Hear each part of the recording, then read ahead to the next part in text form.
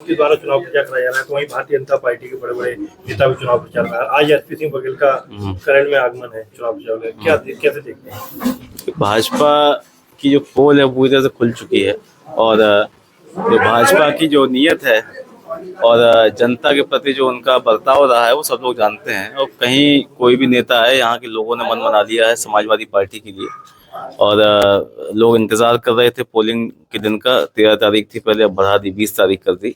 तो यहाँ के लोगों ने मन बना लिया है और बड़े बहुमत के साथ समाजवादी पार्टी को चुनाव जिताएंगे। लगातार पोस्टरबाजी का दौर चल रहा है।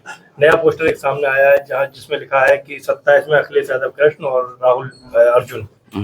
क्या कहेंगे इस पर? देखिए, 27 में जनता ने मन बना लिया है समाजवादी पार्टी की सरकार बनाने का। और जो इतने साल से केंद्र और राज्य की सरकार जो चल रही है और लोगों को बड़ी उम्मीदें थी, इन्होंने बहुत वादे किए, तमाम सारे नारे दिए, एक भी वादे पर भारतीय जनता पार्टी ने काम नहीं किया। और आज पीडीए जो परिवार बनाया माननीय अखिलेश जी ने, आज लोग उस पर भरोसा कर रहे हैं और लोगों को उम्मीद है कि पीडीए ही सामाजिक न्याय को सही दिशा दिखाएगा और सभी वंचित लोगों को, शोषित लोगों को न्याय दिलाने का काम करेगा। झारखंड में चुनाव प्रचार में भी हैं और लगातार शोक संवेदना भी व्यक्त कर रहे हैं, लगातार लोगों के बीच जा रहे हैं और लोगों से संपर्क कर रहे हैं, शोक संवेदना के लिए टाइम निकाल रहे हैं। बड़ी बात है।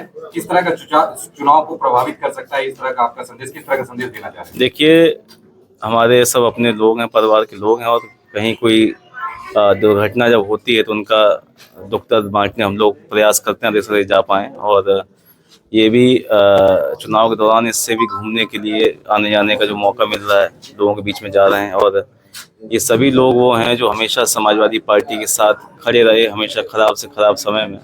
तो हम लोगों की जिम्मेदारी बनती है, जब किसी हमारे साथी पर कोई दुख आता है, कोई ऐसी बात होती है, तो हम लोग इनके साथ खड़े हों। और यहाँ की तो जनता खुद चुनाव लड़ रही है और हम लोगों के साथ साथ पूरी जनता के लोग प्रचार कर रहे हैं, सभी लोग वोट मांग रहे हैं। तो कहीं कोई फर्क इससे नहीं है और सभी लोग जो है पूरी तरीके से लगे हुए हैं।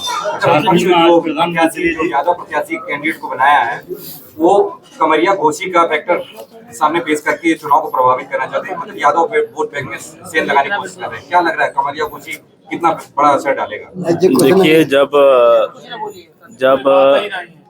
भाजपा के लोगों ने पूरे समाज को गाली दी लोकसभा चुनाव से पहले, तभी लोग कहाँ थे और किसको गाली पड़ी, तब कोई बचाव करने नहीं आया।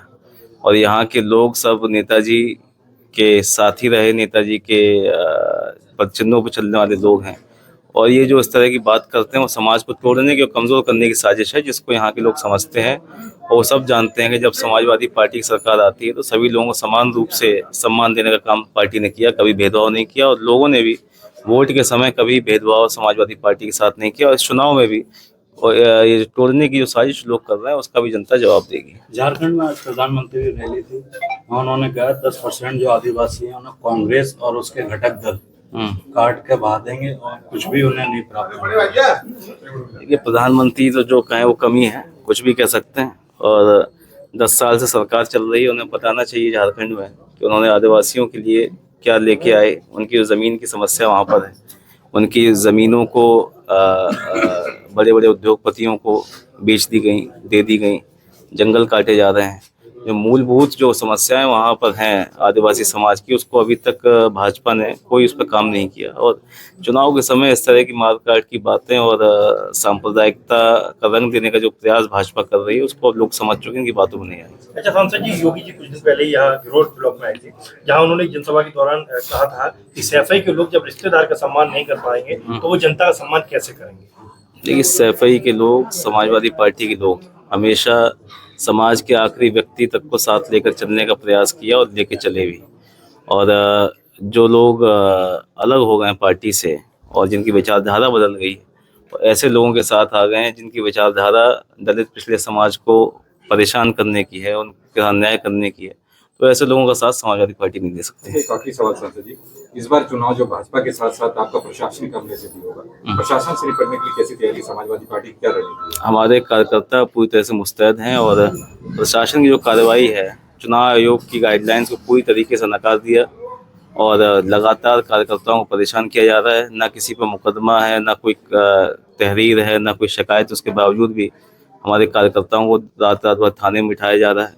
और जब पूछा जाता है कि क्या शिकायत इनके खिलाफ है तो कोई जवाब पुलिस नहीं दे पाती है और कानून का पूरी तरीके से मजाक बना रखा है और भाजपा के यहाँ पूरी तरीके से गिरवी जो है कानून को रख दिया गया है। ठीक है।